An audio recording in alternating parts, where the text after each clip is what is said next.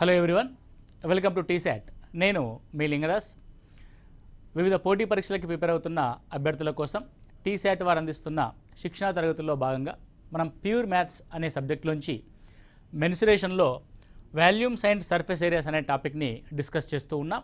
So దీనిలో భాగంగా మనం శంకువు, స్తూపము, గోళము, ఘనము, దీర్ఘఘనం యొక్క ఉపరితల వైశాల్యాలు మరియు సర్ఫేస్ ఏరియాస్ పైన ప్రశ్నలు ఏ విధంగా అడుగుతున్నాడన్న విషయాన్ని మనం ఇక్కడ డిస్కస్ చేస్తూ వెళ్తున్నాం. సో ఈరోజు క్లాస్లో మనము చూడవలసిన అంశాలను ఒకసారి గమనిస్తే, చంద్రుని యొక్క వ్యాసము భూమి వ్యాసంలో సుమారు 4వ వంతు ఉంటుంది. భూమి ఘనపరిమాణంలో చంద్రుని ఘనపరిమాణము ఎన్నో వంతు ఉంటుంది, లేదంటే ఎంత భాగం ఉంటుంది అని అడుగుతున్నాడు. మీకు ఆల్రెడీ గత క్లాస్లో కూడా మీకు చెప్పున్నాము. సో వ్యాసము లేదంటే వ్యాసార్థము కనుక ఇచ్చినట్లయితే, సో వ్యాసార్థము ఎన్నవ వంతు ఉంటే, వ్యాసార్థము ఎన్నవ వంతు ఉంటే ఓకే, దాని యొక్క వాల్యూ n³ వంతు ఉంటుంది. దాని యొక్క వాల్యూ ఎంత ఉంటుందండి? n³ వంతు ఉంటుంది.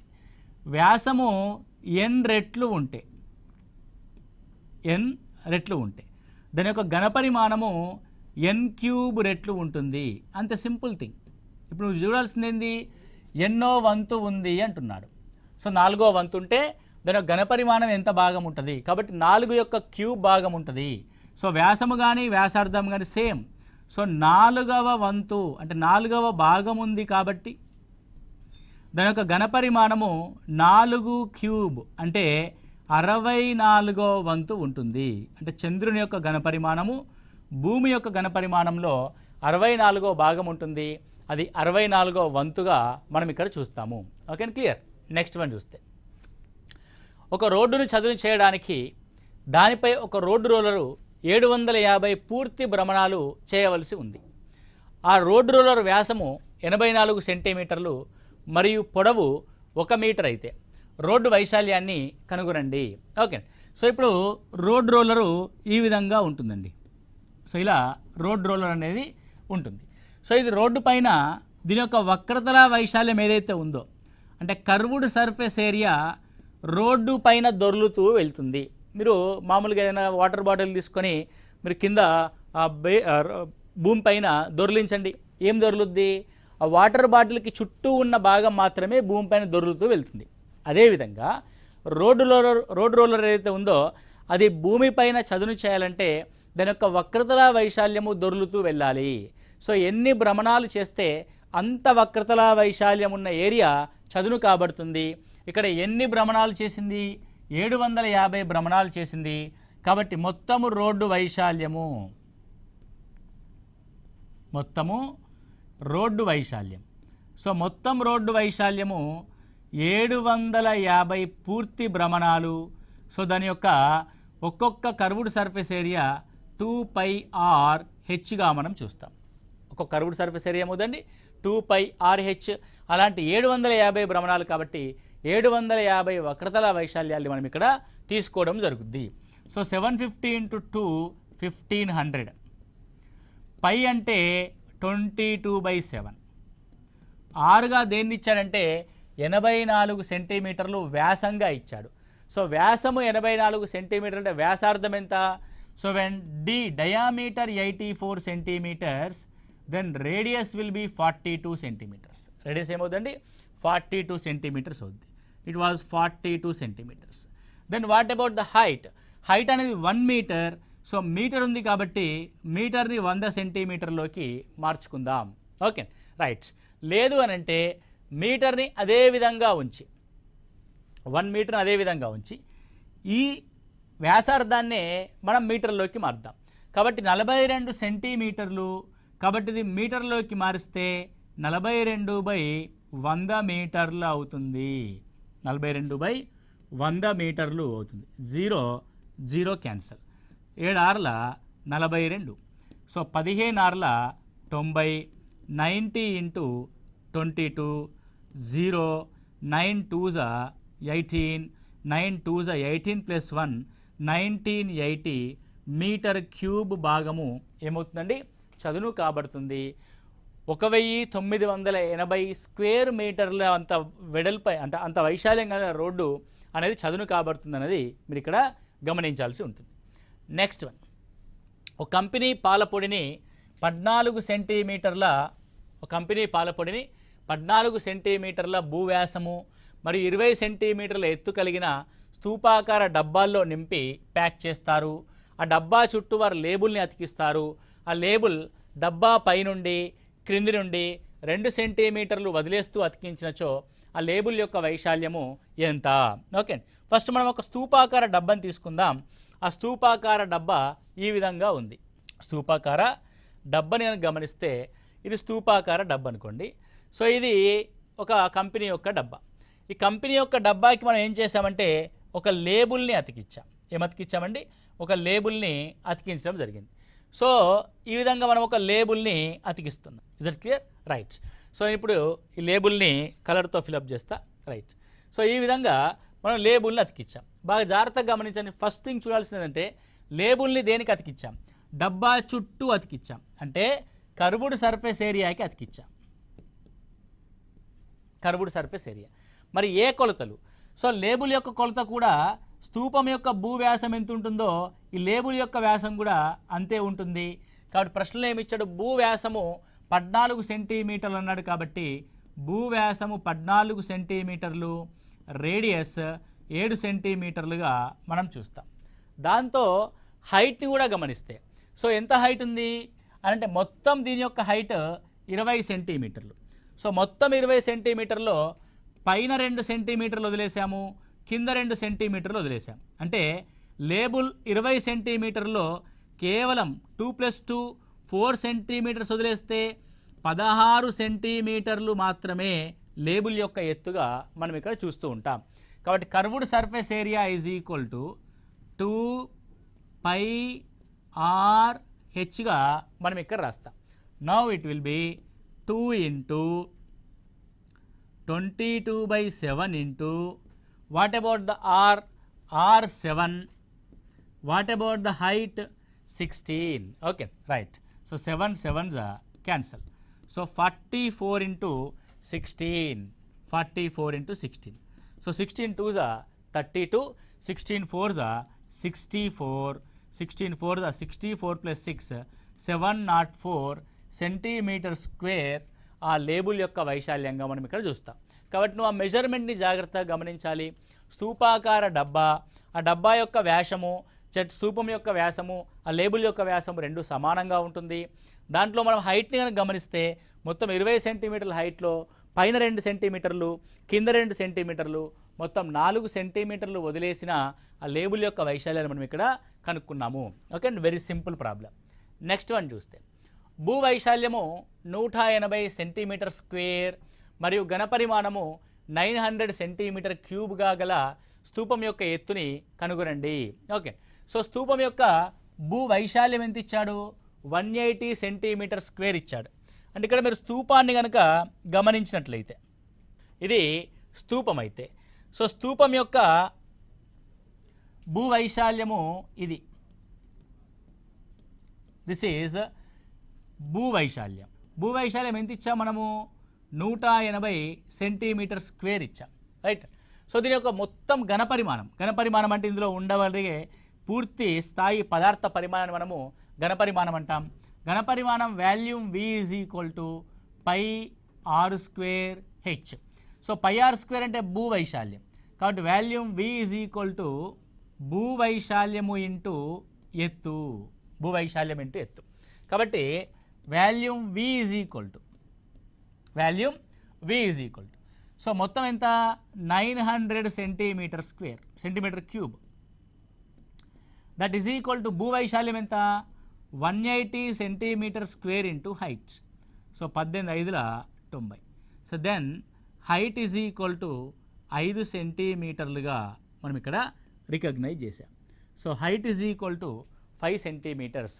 Okay, clear? Right. Next one చూస్తే ఒక దీర్ఘగణం కొలతలు 60 సెంటీమీటర్లు, 54 సెంటీమీటర్లు, 30 సెంటీమీటర్లు. ఇందులో భుజం 6 సెంటీమీటర్లుగా గల ఉన్న చిన్న గణాలని ఎన్ని ఉంచవచ్చు?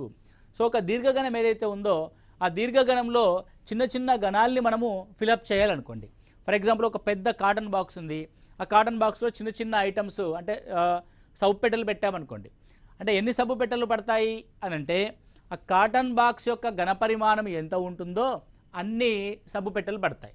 కాబట్టి ఇక్కడ దీర్ఘగణం యొక్క వాల్యూమ్ ఈజ్ ఈక్వల్ టు, దీని యొక్క వాల్యూమ్ దీర్ఘగణం యొక్క ఘనపరిమాణము is equal to, volume is equal to N number of ఏమున్నాయి ఇక్కడ గణాల్ని ఉంచాము. సో ఎన్ నెంబర్ ఆఫ్ గణాల ఘనపరిమాణంగా మనం చూస్తాం. అంటే ఒక ఘనపరిమాణంలో ఇమర్చగలిగే ఎన్ని ఘనపరిమాణాలు ఉంటాయంటే పెద్ద ఘనపరిమాణము is equal to N number of చిన్న ఘనపరిమాణాల యొక్క వాల్యూగా చూస్తాం. సో పెద్ద ఘనపరిమాణం ఏంటి 60 into 54 into 30 that is equal to N number of గణాలు. ఒక్కొక్క గణం యొక్క ఘనపరిమాణము 6 ఇంటూ 6 ఇంటూ 6. సో 6 5ల 30, 6 6 9ల 54, 6 6 10ల 60, 9 5 45, 450 ఎన్ నెంబర్ ఆఫ్ ఐటమ్స్ అనేటివి మనకి ఇక్కడ పట్టడం జరుగుతుంది. 450 పెట్టెలు చిన్న చిన్న గణాలని మనం ఇక్కడ ఉంచవచ్చు. నెక్స్ట్, సమగణం యొక్క ప్రతి అంచుని రెట్టింపు చేస్తే వైశాల్యము ఎన్ని రెట్లు పెరుగుతుంది? మీకు ఇందాకే ఆల్రెడీ ప్రీవియస్ క్లాస్లో కూడా డిస్కస్ చేసాం మనము. గోళము మరియు భుజానికి సంబంధించిన, అంటే గోళం యొక్క వ్యాసార్థము మరి ఒక గణం యొక్క భుజము వాల్యూ ఇచ్చినప్పుడు మనకు ఆ వాల్యూస్ అనేవి ఏ విధంగా మారుతాయి అన్నది. సో ఉపరితల వైశాల్యం ఏమవుతుందంటే భుజము రెట్టింపు అయితే భుజం ఏమవుతుంది? రెట్టింపు అవుతుంది. రెట్టింపు అవుతాయి. ద ఫస్ట్ వెరీ క్వశ్చన్, ఉపరితల వైశాల్యం ఏమవుతుంది? That of surface area. ఉపరితల వైశాల్యం ఏమవుతుందంటే రెట్టింపుకి స్క్వేర్ అంటే 4 రెట్లు అవుతుంది. రైట్. అండ్ సెకండ్ వన్, ఘనపరిమాణం ఏమవుతుంది? ఘనపరిమాణం రెట్టింపుకి క్యూబ్ అంటే 2 క్యూబ్ అంటే 8 రెట్లు అవుతుంది. 2 క్యూబ్ అంటే ఏమవుతుందండి? 8 రెట్లు అవ్వడం జరుగుతుంది. సో ఈ విధంగా మనము చూస్తాం. నెక్స్ట్ వన్, ఒక్కొక్క సమగణం ఘనపరిమాణము 64 సెంటీమీటర్ క్యూబ్ గల 2 సమగణాలను ఒకదాని చివర మరొకటి అతికించారు. ఆ విధంగా ఏర్పడిన దీర్ఘగణం యొక్క ఉపరితల వైశాల్యాన్ని కనుగొనండి. ఇప్పుడు ఏం చేద్దామంటే మనము 2 సమగణాలని తీసుకుందాం. 2 సమగణాలని తీసుకుందాం. ఇదొక గణం. ఓకే.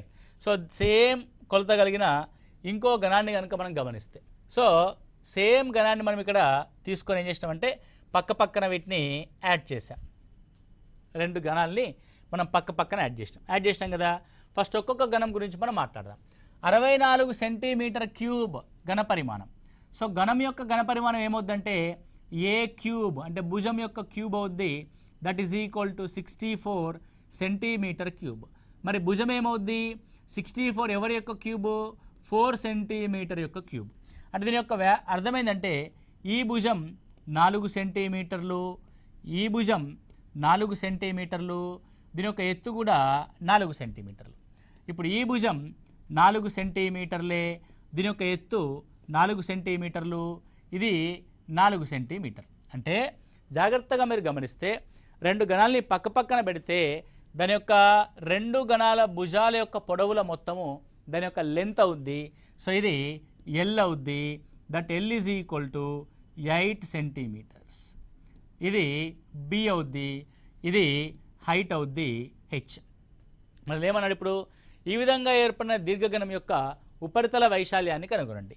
సో ఉపరితల వైశాల్యం అంటే అర్థం 2 of LB plus BH plus LH. ఉపరితల వైశాల్యం అంటే సంపూర్ణతల వైశాల్యం అని ఇక్కడ కనుక్కోవడం జరుగుతుంది.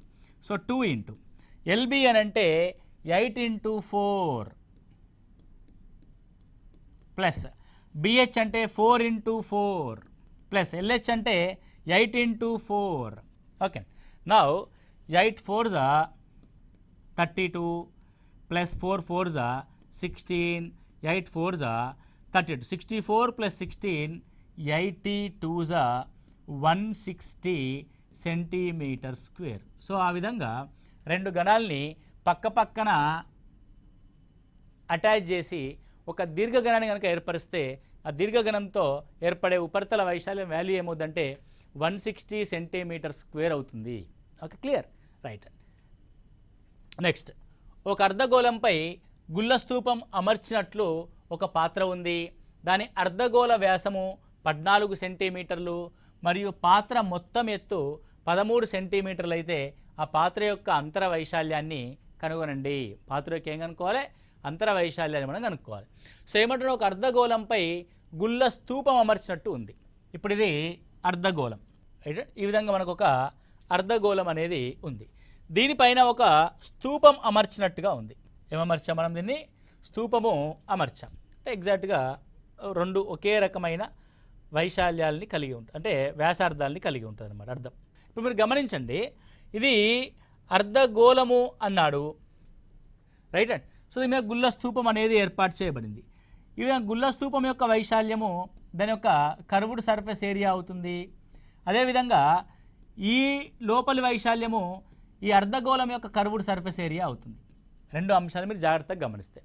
సో ఈ విధంగా ఒక అర్ధగోళం పైన ఒక స్తూపాన్ని పెడితే దాని యొక్క లోపలి అంతర్వైశాల్యం ఏమవుద్దంటే స్తూపం యొక్క వక్రతల వైశాల్యము మరియు అర్ధగోళం యొక్క వక్రతల వైశాల్యము రెండింటి యొక్క మొత్తం అవుతుంది. కాబట్టి పాత్ర యొక్క అంతర్వైశాల్యం ఏమవుద్దంటే స్తూపం యొక్క అంతర్వైశాల్యము 2πr² అండ్ స్తూపం యొక్క వక్రతల వైశాల్యము 2πrh అనేది అవుతుంది. ఇక్కడ r అనేది ఏంటిది? వ్యాసం 14 సెంటీమీటర్లు. కాబట్టి diameter d = 14 centimetres, r = 7 centimetres. Then what about the height? పాత్ర యొక్క మొత్తం ఎత్తు 13 సెంటీమీటర్లు. మొత్తం ఎత్తు అంటే అర్థమైంది, పైనుంచి కింది వరకు ఉన్న ఎత్తు మొత్తం 13 సెంటీమీటర్లు. అందులో ఇది వ్యాసార్థం r 7 సెంటీమీటర్స్. చాలా జాగ్రత్తగా మనము వాల్యూస్ని పరిగణలోనికి తీసుకోవాలి. ఇప్పుడు చూడండి, ఇక్కడ వరకు ఇది అర్ధగోళం యొక్క ఎత్తు. అర్ధగోళం యొక్క ఎత్తు దేనికి సమానంగా ఉంటుంది? అని ఒక వ్యాసార్థానికి సమానంగా ఉంటుంది. మొత్తం 13లో ఇక్కడి వరకు దానికి ఉన్న హైట్ 7 సెంటీమీటర్లు అయితే మిగిలిన హైట్ ఎంత అంటే స్తూపం యొక్క హైట్ మాత్రం 6 సెంటీమీటర్లుగా తీసుకోవాలి. స్తూపం యొక్క హైట్ దేనిగా తీసుకుంటాం? 6 సెంటీమీటర్లు. నా 2πr²లో r ఈజ్ ద కామన్ కాబట్టి 2πrని కామన్ తీసి r + hని మనం ఇక్కడ రాద్దాం. So 2 × 22/7 × r the value is 7, that is 7 + 6 ఎంతంటే 7 + 6 13, 7 7 క్యాన్సల్. సో 44 × 13 సెంటీమీటర్ స్క్వేర్గా మనం రాస్తాం. So 13 2s are 26, 13 4s are 52, 13 4s are 52 + 5 572 centimetre square. Okay, so డైరెక్ట్గా 13 తీసుకుంటే అయిపోయేది కదా. ఇక్కడ కోయిన్సిడెంటల్లీ 7 + 6 13 అయింది. కాకపోతే నీకు ఇక్కడ హైట్ అనేది డిఫరెంట్గా ఉందనుకోండి, అప్పుడు మళ్ళీ వేరేగా అవుతుంది. సో డైరెక్ట్గా మనం ఏం చేస్తామంటే 2πr² + 2πrh అని తీసుకొని మీకు వేరే ప్రాబ్లంలో ఈ అనాలిసిస్ ఉపయోగపడుతుంది కాబట్టి క్లియర్గా చెప్పడం జరిగింది. So this is the concept. ఒక అర్ధగోళం పైన మనం ఒక స్తూపాన్ని కాంబినేషన్ చేసాం. ఈ విధంగా డిఫరెంట్ 3 డైమెన్షనల్ ఫిగర్స్ యొక్క కాంబినేషన్స్ మనం ఇక్కడ చూడడం జరుగుతుంది, రైట్ అండ్ ఇట్లాంటి కాంబినేషన్ ఆఫ్ ప్రాబ్లమ్స్ మీరు జాగ్రత్తగా చూడండి. చూడండి, ఇక్కడ ఇంకోటి ఉంది. ఒక అర్ధగోళంపై అంతే వ్యాసార్థం గల శంకు అమర్చబడిన ఆకారంలో ఒక బొమ్మ ఉంది. శంకు వ్యాసార్థము 3.5 సెంటీమీటర్లు, బొమ్మ మొత్తం ఎత్తు 15.5 సెంటీమీటర్లు. ఆ బొమ్మ సంపూర్ణతల వైశాల్యాన్ని కనుగొనండి. ఆ బొమ్మ యొక్క సంపూర్ణతల వైశాల్యం మనం కనుక్కోవాలి. ఇప్పుడు ఇక్కడ చూడండి, ఒక అర్ధగోళం ఉంది, రైట్, క్లియర్. సో ఇక్కడున్న ఈ అర్ధగోళం ఏదైతే ఉందో ఈ అర్ధగోళం పైన శంకు అమర్చబడి ఉందంట. సో ఒక శంకువుని తీసుకుందాం. అర్ధగోళం పైన ఏం అమర్చబడి ఉంది? ఒక శంకువు అమర్చబడి ఉంది, రైట్. సో ఇప్పుడు ఇది బొమ్మ, రైట్. ఈ బొమ్మలో ఏముందంటే దీని యొక్క రేడియస్ ఉంది. ఎంత రేడియస్? సో అర్ధగోళంపై అంతే వ్యాసార్థం గల శంకు అమర్చబడి ఉంది. శంకు వ్యాసార్థము 3.5 సెంటీమీటర్లు, 3.5 సెంటీమీటర్లు. దీని యొక్క అర్థం ఏంటంటే ఇగో ఇది కూడా 3.5 సెంటీమీటర్లు అని అర్థం. అంటే అర్ధగోళం యొక్క ఆకారము కలిగిన ఎత్తు 3.5 సెంటీమీటర్లు. మొత్తం ఎత్తు అన్నాడు. బొమ్మ యొక్క మొత్తం ఎత్తు అంటే ఈ శంకువు నుంచి చివరి దాకా ఉన్న ఎత్తు మొత్తం ఎత్తు. ఇందాక మీకు చెప్పాం కదా, అనాలిసిస్ నెక్స్ట్ క్వశ్చన్లో యూజ్ అవుతుందని చెప్పాం కదా, అలాగనమాట. సో ఇప్పుడు చూడండి మొత్తం 15.5 సెంటీమీటర్లు, 15.5లో ఈ అర్ధగోళం యొక్క కొలత 3.5, దానిపైన ఉన్న స్తూపం యొక్క ఎత్తు 12, అంతే కదా. దాని యొక్క స్తూపం యొక్క ఎత్తు ఎంత? 12 + 3.5 మొత్తం ఎత్తు 15.5. ఇప్పుడు ఆ బొమ్మ యొక్క సంపూర్ణతల వైశాల్యం కనుక్కోండి. సంపూర్ణతల వైశాల్యం అంటే మనం ఆ బొమ్మను కనుక ముట్టుకున్నట్లయితే ఏ ఏ ఉపరితలాలు తగులుతాయి మన చేతికి, ఆ ఉపరితలాల యొక్క వైశాల్యం మొత్తం. మీరు ఇప్పుడు బొమ్మను ముట్టుకుని అనుకోండి, బొమ్మను ముట్టుకుంటే నాకు ఏమవుద్ది, ఈ శంకువు యొక్క వక్రతల వైశాల్యము నా చేతిలోకి వస్తుంది, అది ఒక ఉపరితలం అవుతుంది, అంతే తప్ప లోపల చేయబెట్టలేం కదా. సో బయటి వైపుకి ఏదైతే ఉపరితలం నా చేతిలోకి వస్తుందో అది ఉపరితల వైశాల్యం. అదేవిధంగా కింద పట్టుకుని అనుకోండి, కింద కూడా అర్ధగోళం యొక్క ఉపరితలం నాకు తగులుద్ది. అంటే క్రింద అర్ధగోళం యొక్క వక్రతల వైశాల్యము 2πr². అదేవిధంగా పైన ఉన్న శంకువు యొక్క వక్రతల వైశాల్యము πrl. ఈ రెండింటి యొక్క వైశాల్యాల మొత్తమే ఆ బొమ్మ యొక్క సంపూర్ణతల వైశాల్యం అవుతుంది. కాబట్టి బొమ్మ సంపూర్ణతల వైశాల్యం ఈజ్ ఈక్వల్ టు, బొమ్మ యొక్క సంపూర్ణతల వైశాల్యం is equal to πrl plus 2πr². ఇక్కడ గమనించవలసింది ఏంటి సార్, ఆర్ ఉంది, హెచ్ ఉంది, ఎల్ యొక్క విలువ లేదు అని. సో ఇక్కడ చూడండి, ఆర్ మరియు హెచ్ మరియు ఎల్లులు లంబకోణ త్రిభుజం యొక్క నిష్పత్తుల్లో ఆధారపడి ఉంటాయి. ఆర్ వాల్యూ ఎంత? 3.5, హెచ్ వాల్యూ ఎంత? 12, ఎల్ వాల్యూ మనం ఫైండ్ అవుట్ చేయాలి. ఇది ఏ రేషియోలో కనబడుతుంది? నాకైతే 3.5కి డబల్ 7, 12కి డబల్ 24. అంటే this is in the ratio of right angle triangle యొక్క కొలతలైన 7:24:25గా కనబడుతుంది. అంటే నువ్వు ఆ రైట్ యాంగిల్ ట్రయాంగిల్ ఏమై ఉంటుందో ఎక్స్పెక్ట్ చేయగలిగితే 7లో సగం రేడియస్, 24లో సగం హైట్, 25లో సగం L. So that L is equal to ఎంతండి? ఇప్పుడు ఎల్ అనేది 25లో సగం, దట్ ఈజ్ నథింగ్ బట్ 12.5. పాయింట్లో రాయకుండా 25/2 అని రాయండి, క్యాలిక్యులేషన్ పార్ట్ సింపుల్ అవుద్ది. నా ఇప్పుడు పై, రెండిట్లో పై కామన్, రెండిట్లో ఆర్ కామన్.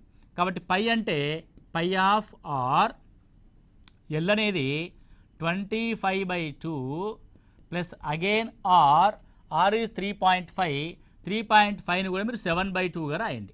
అంటే ఇక్కడ పైని కామన్ తీసా, ఇందులోంచి ఆర్ని కామన్ తీసా, ఎల్ మిగులుద్ది, ఆర్ మిగులుద్ది.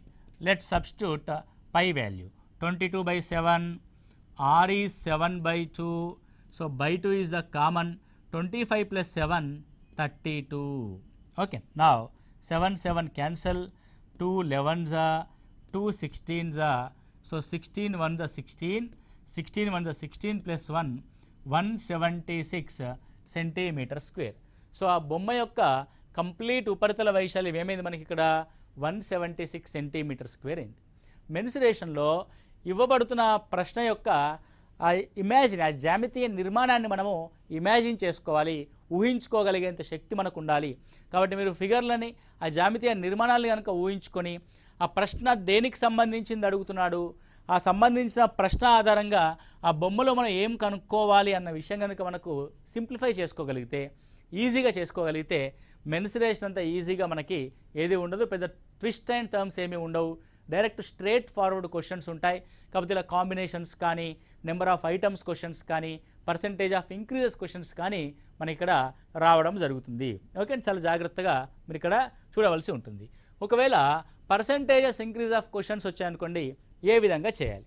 సో ఫర్ ఎగ్జాంపుల్ మనము ఒక క్యూబ్ని తీసుకున్నాం అనుకోండి, అంటే ఘనాన్ని తీసుకున్నాము, ఒక గోళాన్ని తీసుకున్నాము, ఒక స్పియర్ని తీసుకున్నాం అనుకోండి, అంటే ఒక ఘనము మరియు ఒక గోళానికి సంబంధించి, రైట్?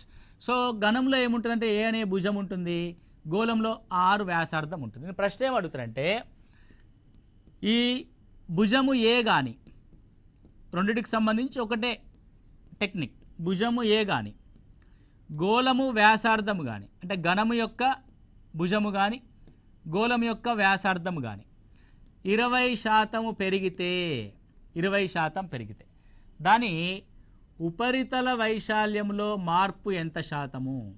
ఉపరితల వైశాల్యంలో మార్పు ఎంత శాతము అంటాడు. సో ఇక్కడ ఏం చేస్తున్నాం మనము 20% పెరిగితే అంటున్నాం. మీకు ఆల్రెడీ పర్సంటేజ్ ఆఫ్ ప్రాబ్లం చెప్పాం కదా. మనకి ఏదైతే ఆల్రెడీ వెల్ నోటెడ్గా ఉంటుందో ఒక విషయం, ఒక కాన్సెప్ట్, ఒక కొత్తగా వచ్చిన కాన్సెప్ట్ అందులోకి మార్చుకోగలిగితే అంతకంటే ఈజియెస్ట్ మెథడ్ ఏది ఉండదు. సో ఇప్పుడు 20% పెరిగితే అంటున్నాం మనం. So let's take 20%. 20%ని మనము నెంబర్లోకి మారిస్తే, అంటే ఫ్రాక్షన్లోకి మారిస్తే 1/5. అంటే అర్థం ఒరిజినల్ కొలత 5 యూనిట్లుంటే దాని మీద 1 యూనిట్ పెరిగితే ఏమవుద్దండి? 5లో 1 పెరిగితే 6 అవుద్ది. అంటే మన యొక్క భుజాలు మరియు వ్యాసార్థాల యొక్క నిష్పత్తి 5:6. తగ్గితే 5లోంచి 1 తగ్గి 4 అవుద్ది. ఇప్పుడు ఉపరితల వైశాల్యాలు రాద్దాం మనం. ఉపరితల వైశాల్యం మీకేం చెప్పా? భుజాలకి లేదంటే వ్యాసార్థాలకి స్క్వేర్లో ఉంటుందని చెప్పా. కాబట్టి 5 యొక్క స్క్వేర్ 25, 6 యొక్క square 36. It is increased by 11 units. పెరిగిన శాతం 11/25. To get the percentage value multiply with 100. So 11 × 4 44% పెరుగును.